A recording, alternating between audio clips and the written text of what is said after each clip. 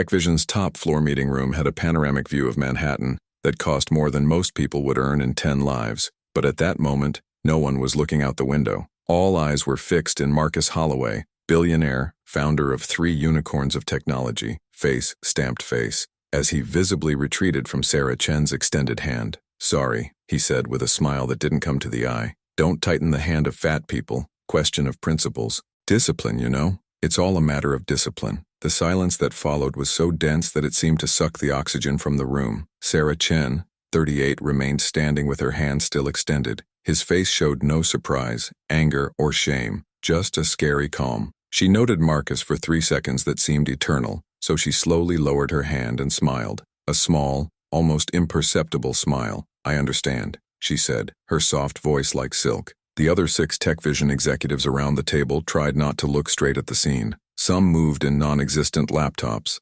Others studied papers with pretended intensity. The tension was palpable. Marcus sat at the head of the table as if nothing had happened. He settled the Armani blazer of $5,000 and crossed his hands over the polished mahogany wood. "Well, let's get down to business," he said, looking at everyone less to Sarah. "I heard that your firm is interested in investing in our expansion to the Asian market. $1 billion is a serious amount. I hope you have done homework." Sarah sat at the other end of the table. Your leather paste, simple, without ostensible logos, was placed gently by your side. She didn't open it, did not take laptop, tablet, or any document, just observed. "We did," she answered. Marcus frowned slightly. "I expected nervousness, perhaps an apology for existing the way it existed, but the woman in front of her seemed completely impassive. "You're from Chen Capital, right?" Marcus asked, flipping through some papers. "Relatively new investment fund, 6 years in the market, decent results, nothing extraordinary." 7 years, Sarah corrected gently, "and our return rate in the last 3 years has been 340% above the industry average." Of course. Marcus made a clear gesture with his hand. "But let's be honest here. You need us more than us from you. TechVision is revolutionizing artificial intelligence applied to preventive health. We have partnerships with hospitals in 40 countries. Our market evaluation tripled in 18 months. Sarah nodded, still with that minor smile on her lips. "Impressive," she said. Marcus leaned forward, his gray eyes fixed on her as a predator evaluating a prey. "So I will be straightforward, because I don't like wasting time. You want to come in? Great. But I command this ship, my rules, my vision, and one of my rules is to work only with people who show excellence in all areas of life." He took a significant break. All areas. Jennifer Park, TechVision's CFO, sitting next to Marcus, cleared off uncomfortably. She had worked with Sarah years ago on another fund, knew his reputation, and it was getting more and more pale every second. "Marcus," Jennifer began, his hesitant voice. "Maybe we should—" "Jennifer, please," Marcus interrupted her without looking at her. "I'm conducting this meeting." Sarah remained motionless, his dark eyes, behind glasses with a discreet frame. Marcus watched with an intensity that he could not decipher. What Marcus Holloway didn't know as he leaned against his Italian leather chair with that arrogant smile was that Sarah Chen had not just come as a representative of Chen Capital. She was not just an executive of backgrounds. 3 months ago, through a series of silent and strategic acquisitions involving subsidiaries and holding company, Sarah had become the majority shareholder of a conglomerate that controlled 60% of TechVision's critical suppliers, the specialized chips, the proprietary hardware components, the cloud server infrastructure, everything that kept TechVision working, and Marcus was about to figure it out in the worst possible way. Sarah opened her folder, took a single document. He put it on the table and slid softly toward Marcus. "Before we continue," she said, her voice still calm, still controlled, "I think you should read it." Marcus took the roll with disdain, his eyes passing quickly through the lines. Then it stopped. He returned to the beginning, read again. The color disappeared from his face. That can't be right," he murmured. Sarah got up slowly. He closed his folder with a soft click that echoed through the silent room. "The meeting finishes you, Mr. Holloway," she said. "And about the investment of $1 billion, she paused, letting the silence extend like a stretched rope about to break. "I think I'll pass. And if you are enjoying this story, don't forget to subscribe to the channel, because what comes next will make you jaw drop." Marcus Holloway reread the document for the 3rd time, as if the repetition could change the words printed on paper. "I couldn't." The document was a list. Simple, direct, devastating. Quantum Chip Industries, 34% shareholder participation acquired by Meridian Holdings. Server Cloud Solutions, 28%. Situation Participation acquired by Meridian Holdings. Biotech Components, Ltd., 41% sets acquired by Meridian Holdings. And at the footer in small but perfectly readable letters, Meridian Holdings is an integral subsidiary of Chen Capital Group. You, Marcus started, his voice coming out hoarse. Did you buy my suppliers? Sarah adjusted her glasses with a delicate finger. Not all, she answered. Just the critics, those you can't replace without delaying your Asian expansion in at least 2 years, maybe 3. Jennifer Park was pale as paper. The other executives had frozen in their chairs, some with suspended pens in the air, others with cups of coffee halfway. Marcus released a short, bitter laugh. This is blackmail. No, Sarah said calmly. Blackmail would be me threatening to harm you if you didn't do something. This is just market. You said discipline. Excellence in all areas. She started walking slowly around the table, her hands crossed behind her back. There was no hurry in his movements. Each step measured, deliberate.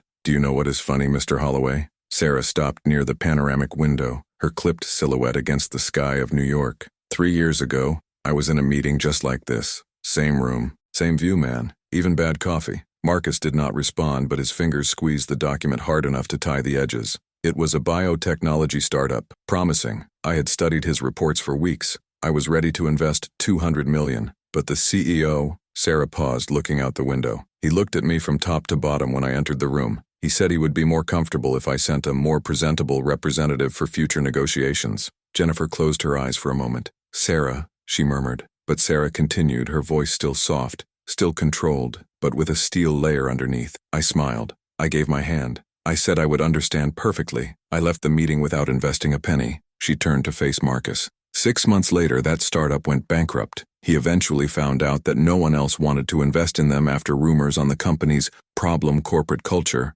ran. Marcus stood up abruptly, his chair shaving the floor. Are you threatening me? I'm telling you a story, Sarah replied. I thought you liked success stories. Discipline. Marcus's jaw contracted. Look, I didn't want to. It wasn't personal. It's just that I have certain patterns. Patterns, Sarah repeated, as proving the taste of the word. Interesting. Does your standards include bullying? Explicit discrimination? Or is it just casual fatophobia in business meetings? It is not me. You refuse to tighten my hand, Sarah interrupted him, his voice cutting as a blade. In front of your executives. In front of your CFO, which has worked with me and knows exactly who I am and what I can do. Jennifer opened her mouth, then closed. He seemed to want to bury himself on the floor. Marcus tried to recover control of the situation. He took a deep breath, forced a corporate smile, and opened his arms in a gesture he wanted to be a conciliatory. Right. I see that there was a misunderstanding. How about we start again? We can... No, Sarah said simply. Marcus's smile has faltered. No, I won't start over. I won't pretend it didn't happen. And I won't definitely not invest $1 billion in a company led by someone who thinks that physical appearance is synonymous with competence. Marcus stepped toward her, her face reddening. You can't simply... I can, Sarah interrupted him again. And I will. She approached the table, opened her folder again, and took another document. This one was thicker, stapled, with several pages. This, she said, putting him on the table, is a detailed report on TechVision's supply contracts, deadlines, renewals, termination clauses. Did you know that 60% of your critical contracts win over the next 6 months? Marcus took the report, his hands shaking slightly. And you knew, Sarah continued, that most of them have clauses that allow anticipated termination if there was significant change in the ownership structure of supplier companies. Marcus's eyes widened. You wouldn't do that. Sarah tilted her head slightly as considering the statement. Wouldn't it? Why? Why would it be cruel? She smiled, but there was no warmth in that smile.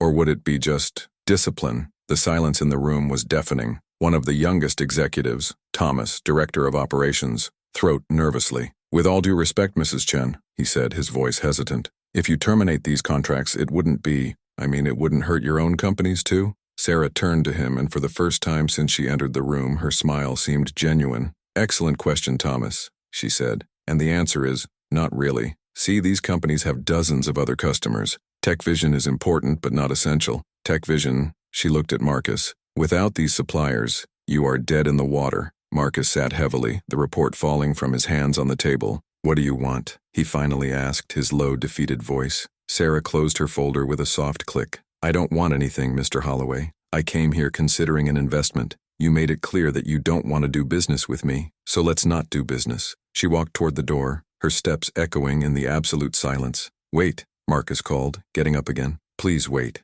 Sarah stopped her hand on the doorknob. It didn't turn. I apologize," Marcus said, the words coming out with difficulty, as if every syllable hurt. "It was, inappropriate, unprofessional. I apologize." Sarah remained immovable for 3 seconds, 5, 10, then slowly turned his head to look over his shoulder. "Are you apologizing?" she said. "Why did you realize it was rude? Or why did you realize I have power?" Marcus opened his mouth, closed, had no answer. Sarah nodded, as if he had confirmed something she already knew. "That's what I thought." She opened the door, but before leaving looked at Jennifer. "Jennifer, it was good to see you again. You have my number. If you decide you want to work in an environment that values real competence, call me." And then Sarah Chen left, leaving behind a room full of stunned executives and a billionaire who, for the first time in decades, had just discovered what it was to be completely powerless. What Marcus didn't know, what no one in that room knew, was that Sarah was not over. In fact, she had barely started, because Sarah Chen was not just an investor, she was a strategist. And in the coming days, Marcus Holloway would find out exactly how far she was willing to go to prove a point. 48 hours after the meeting, Marcus Holloway was sitting in his private office on the 52nd floor, staring at the computer screen. The email had arrived at 6:47 a.m. Subject: Contractual Review Notification, Quantum Chip Industries. He clicked, Read. He felt his stomach sink. "Dear Mr. Holloway, according to Clause 8.4 of our supply agreement, we notify that due to structural changes in our organization, we will be reviewing all current agreements. Your next shipping of Q-Series components is temporarily suspended until this analysis is completed. Estimated deadline, 60-90 days. 60-90 days. Its Asian expansion should begin in 45. Marcus took the phone and dialed the direct number of Raymond Zhang, CEO of Quantum Chip. 3 touches. 4. P.O. Box. He tried again. Same thing. "Damn," Marcus murmured, throwing his cell phone on the table. The office door opened. Jennifer Park entered without beating, holding a tablet and with an expression that Marcus recognized immediately.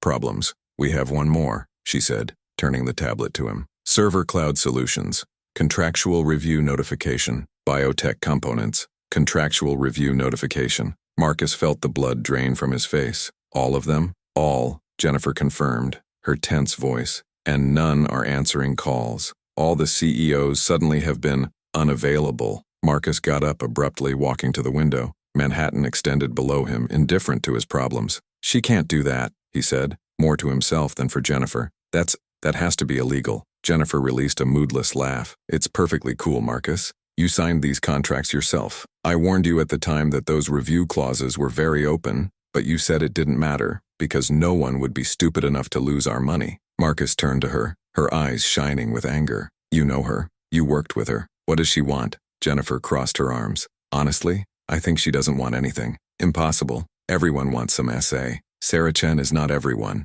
Jennifer said calmly. "She's methodical, calculatory, and when someone disrespects her," she paused a significant break, "she doesn't seek revenge. She seeks justice. And for her, justice means you learn a lesson you will never forget." Marcus punched the table, making papers jump. "I already apologized. What else does she want?" "Maybe," Jennifer responded coldly. "Or maybe she wants you to feel exactly what she felt when you refused to tighten her hand." Marcus opened his mouth to answer but was interrupted by the intercom touch. "Mr. Holloway." The voice of his assistant sounded nervous. There is someone here to see him." "I'm not receiving anyone. He said he's urgent. He said it's about Mrs. Chen." Marcus and Jennifer exchanged looks. "Send in," Marcus said. The door opened, and a man entered, low, perhaps 50 years, discreet gray suit, leather paste spent by use. There was the type of face you would forget 5 minutes after seeing. "Mr. Holloway," the man said, extending his hand. "My name is David Park. I'm a corporate lawyer." Marcus squeezed his hand mechanically, his brain already processing. "Lawyer from whom?" "Let's say I represent various interests," David replied, sitting without being invited. "And I have information that I believe are in your interest." Jennifer approached, in protective mode. "What kind of information?" David opened his folder and took a photograph, put it on the table. It was Sarah Chen, leaving a corporate building in Chicago. "Mrs. Chen," David began, "is known for her, let's call, personal justice. In the last 7 years, she has systematically destroyed the career of 16 executives who have publicly disrespected her." Marcus took the picture, studying it. "Destroyed how?" "Several methods: hostile acquisitions, contract sabotage, scandal exposure." It is creative. David took more documents from the folder, but always follows a pattern. First, it isolates the victim economically, then it attacks the reputation. Finally, when the person is completely vulnerable, he paused dramatic. She offers a way out. What kind of output?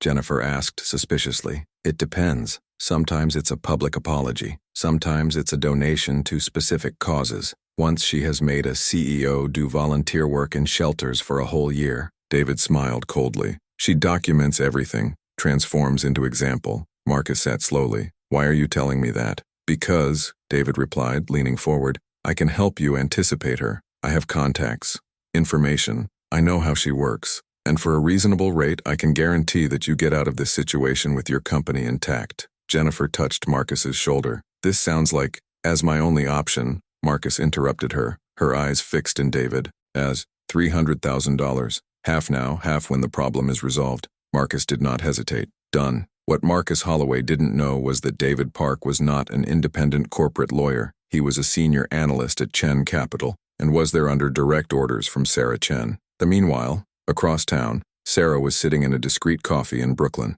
Nothing chic, nothing ostensible, just a place where she could work in peace. Its laptop was open, 3 screens dividing attention, emails, financial reports, and a live feed from the Tech Vision building security cameras. She saw Marcus squeeze David's hand. He saw Jennifer leave the office with worried expression. See Marcus get the phone and make a bank transfer. Sarah smiled discreetly and closed the laptop. Perfectly predictable, she murmured. Your cell phone vibrated. A message from Jennifer. He bit the bait, hired the lawyer. What are you planning? Sarah typed the answer calmly. Patience, you will understand soon. She ordered another coffee and opened a leather notebook. Old, fashioned, handwritten, full of detailed notes. On the first page was written, Holloway Project, Phase 3. There were 5 phases in total, and Marcus was still only in the 3rd. Sarah flipped her pages, reviewing every step of the plane she had meticulously built over 3 months. Each contingency, each possible reaction, every movement already anticipated. Because Sarah Chen didn't improvise,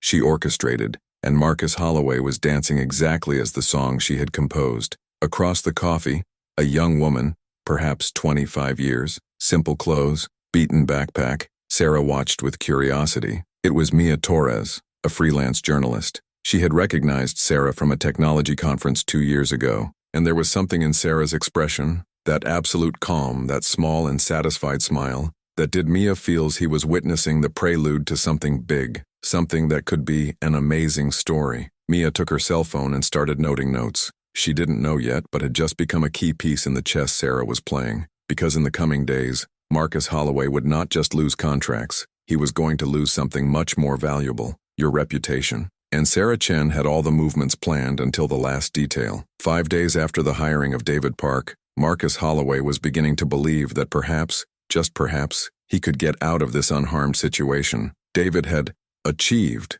to reschedule meetings with 2 of the suppliers. Contractual suspensions had been temporarily reversed. Everything seemed to be returning to normal. Marcus even smiled when he entered the office that Thursday morning. The smile lasted exactly 12 minutes. At 9:12 a.m., his cell phone started exploding with notifications. Twitter, LinkedIn, email, text messages from numbers he didn't even recognize. He unlocked the screen and saw an article published 20 minutes ago on Tech Daily, one of the most respected technological news sites in the country. The title made your stomach turn. The Real Cost of Arrogance, as Marcus Holloway almost destroyed his company by prejudice, by Mia Torres. Marcus clicked with trembling fingers. The matter began with a transcript, word by word, your voice, perfectly clear. Sorry, don't tighten the hand of fat people. Question of principles. Discipline, you know? It's all a matter of discipline. There was audio, a player embedded in the article. Anyone could hear. Marcus felt the blood freezing. The report continued,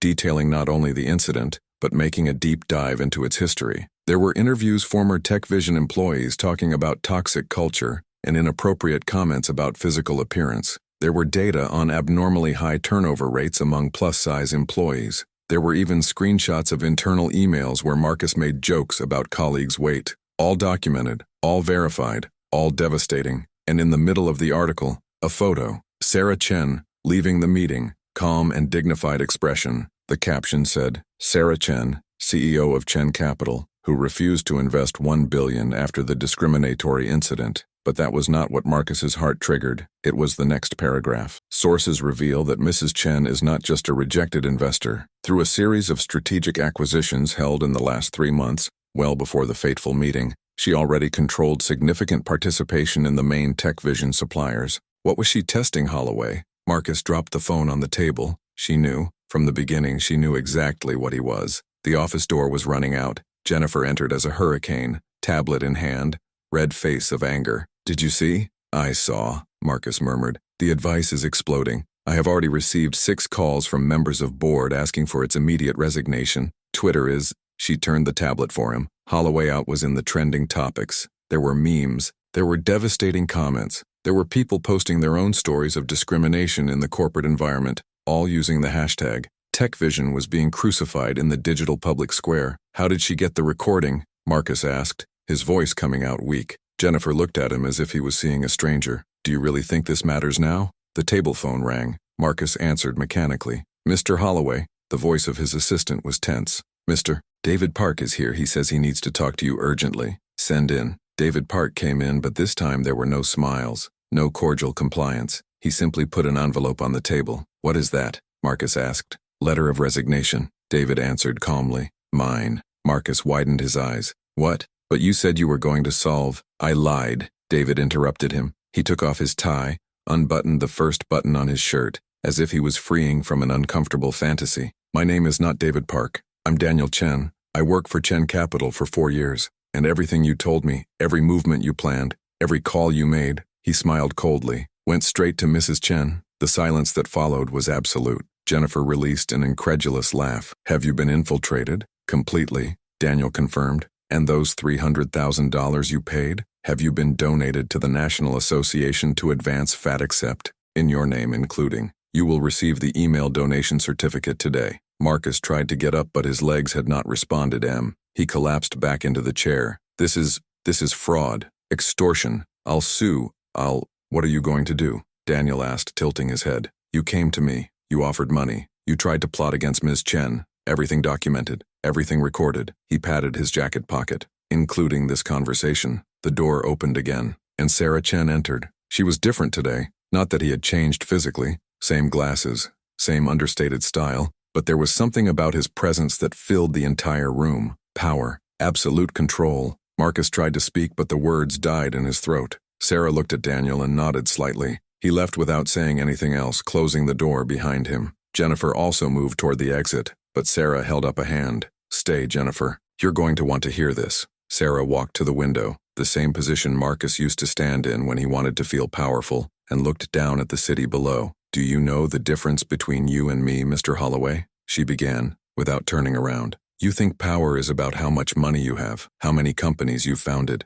how many magazine covers have graced your face. She turned around slowly. But real power is about influence, patience, strategy. Her eyes met his, and know exactly when to checkmate. Marcus found his voice, although it was hoarse. What do you want? You already destroyed me. You already got what you wanted. Sarah walked over to the table and placed both hands on it, leaning forward slightly. I don't want anything from you, Marcus. I never have. I came here a week ago genuinely considering investing in TechVision. Your technology is good. Your team, with the exception of you, is competent. She paused, but then you showed who you really are. I already asked. Sorry? Sarah interrupted him. You apologized because you were afraid, not because you understood what you did wrong. And do you know how I know that? She took her cell phone out of her pocket and placed it on the table, touched the screen. Marcus's voice came over the speaker, a recording of a phone call. That fat bitch thinks he can bully me? I built this company from scratch. I'm not going to let some failed investor tell me how to do business. It was the call Marcus had made to a CEO friend 2 days ago. Marcus paled. Like you, I have friends in interesting places, Sarah said simply. What about your friend CEO? He also had unpleasant experiences with discrimination. He was happy to help. She turned off the recording and put away her phone. Then no, Marcus. You didn't learn anything. You just got scared when you realized you messed with the wrong person. Sarah turned away from the table and walked towards the door. But before leaving, he stopped and looked at Jennifer. The offer I made still stands, Jennifer. Chen Capital would be honored to have you. You deserve to work with people who value competence over appearance. Jennifer nodded slowly, tears glistening in her eyes. Sarah turned to Marcus one last time. Oh, and about your suppliers? Contracts are actually suspended now, permanently. You'll need to find new partners. Good luck with that after the entire market has read about who you are. She opened the door, but before going through it, she left one last bomb. What about Marcus? That $1 billion I was considering investing? I decided to put it elsewhere.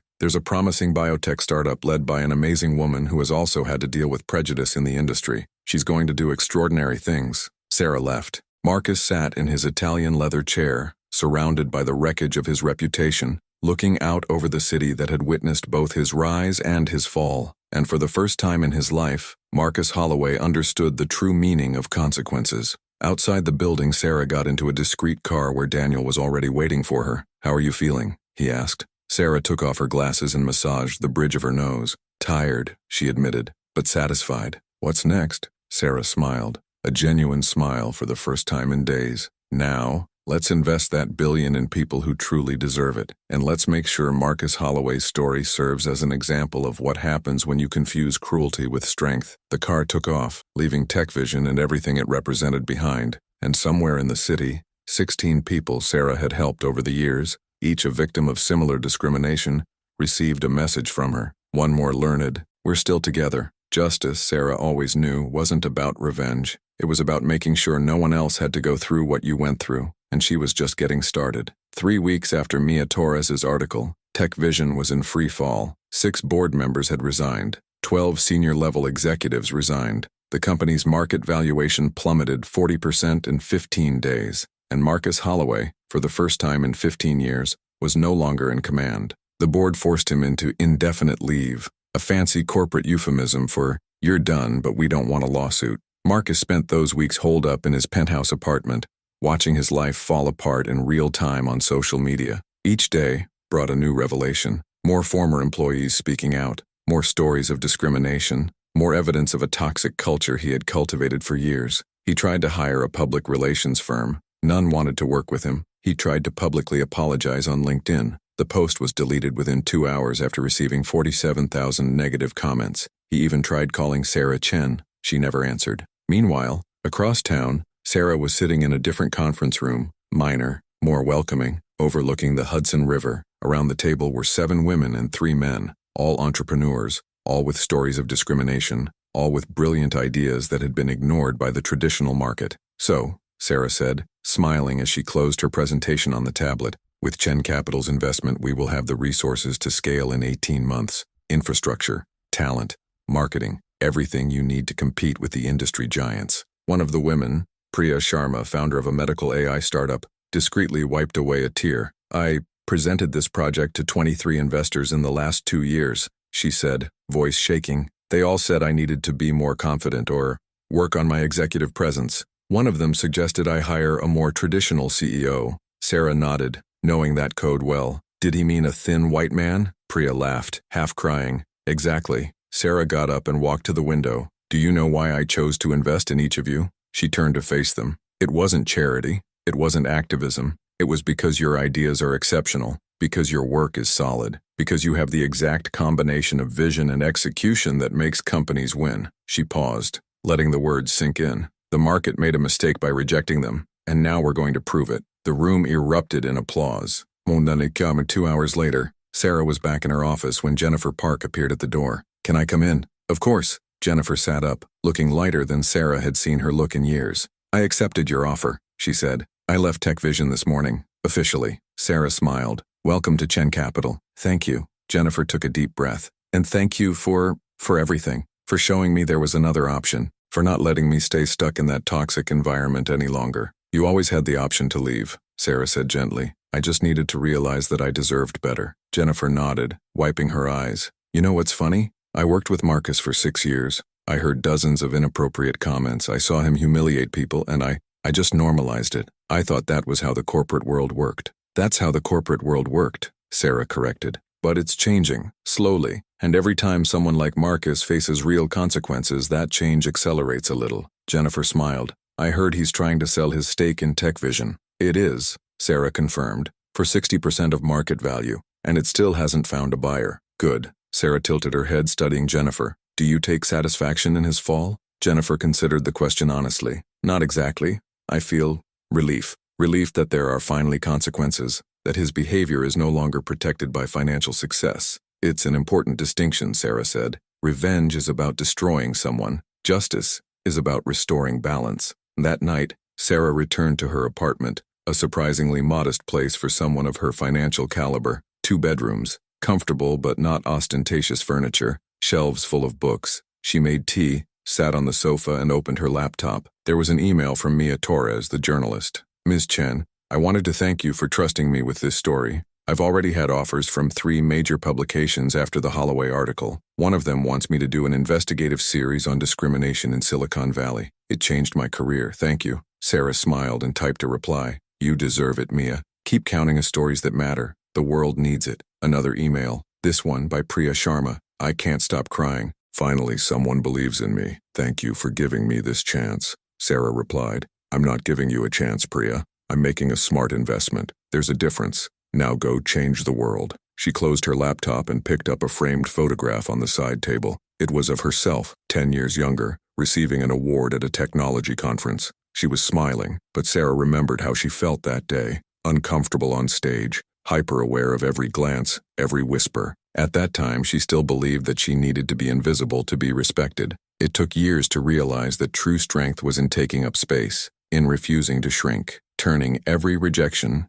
into motivation. 6 months later, the final twist happened. Tech Vision was sold to an Asian consortium for a fraction of its previous value. Marcus Holloway was no longer associated with the company. His name had been removed from all corporate materials. He tried to start a new startup. No investors showed interest. He tried to reposition himself as a consultant. No company wanted his expertise. Eventually, Marcus disappeared from the public scene, not in explosive scandal, but in quiet obscurity, which in many ways was worse. Meanwhile, the 7 companies Sarah had invested in were thriving. Priya's medical AI startup has won FDA approval for its first product. A financial education platform led by a plus-size African-American man has partnered with 15 universities. A mental well-being app created by a woman who had overcome an eating disorder has reached 5 million users. And Sarah? She continued doing exactly what she always did, identifying talents where others saw only appearances, investing in people that the market had discarded, building an empire based on competence, not compliance. Forbes eventually profiled her.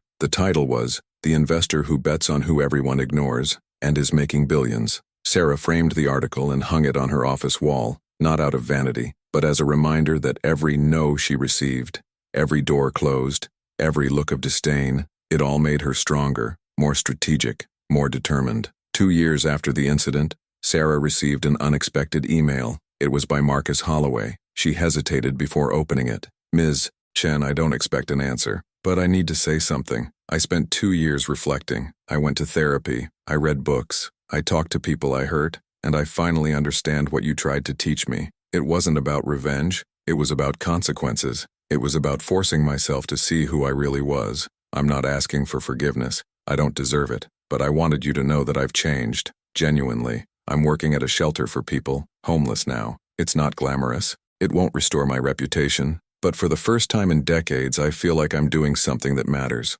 Thank you for being the mirror I needed to see. Marcus. Sarah read the email 3 times. Then, for the first time in 2 years, he responded. Marcus, real change rarely comes from comfort. It comes from being forced to face our failures. I hope you continue this path, not for public redemption, but because it's the right thing to do. Good luck, Sarah. She sent it and closed the laptop. Justice, Sarah always knew, wasn't about destroying people. It was about forcing them to grow up. And sometimes, just sometimes, it worked. That night, Sarah was sitting in the same Brooklyn cafe where it all started 2 years ago. Same table, same coffee, same notebook with handwritten notes. But this time the page was blank. There were no new justice projects, no elaborate corporate checkmate plan, just peace. A young woman approached shyly, perhaps 22, simple clothes, nervous eyes. Sorry to bother you, she said, but you're Sarah Chen, right? Sarah smiled. I am. I read about you, about what you did to that horrible billionaire, and I just wanted to say thank you. The girl blinked rapidly, fighting back tears. I experience fat phobia every day, at work, on the street, even from my own family. And to see someone like you, successful, powerful, refusing to be small, it gives me hope. Sarah stood up and gently placed a hand on the girl's shoulder. What's your name? Amanda. Amanda, can I tell you something? Sarah waited for the girl to nod. You don't need anyone's permission to take up space. You don't need to be exceptional to deserve respect. You already deserve it, for the simple fact that you exist. Amanda wiped her tears and smiled. Thanks. Sarah felt herself again tar, watching the girl out of the coffee with the shoulders a little more erect, the step a little firmer, and at that moment, Sarah understood something fundamental. The real victory was not to overthrow Marcus Holloway. He was in every person who saw that story and thought, I also deserve it better. It was in every investment that changed a life. It was on every door she opened for those who were always left outside. Sarah Chen had built an empire, but more important than that, she had built a change, and this change would continue much after her, because in the end, the best revenge is not to destroy who hurt you. It is building a world where people like you are never hurt the same way. Sarah closed the notebook, paid the coffee, and went out for New York night. Tomorrow there would be new meetings, new investments, new stories to be written, but for today, she had done enough. And finally, for the first time in years, Sarah Chen slept with absolutely quiet conscience. And if this story has inspired you, if you believe that everyone deserves regardless of appearance, don't forget to subscribe to the channel, because here we tell stories of people who refuse to be invisible and change the game forever.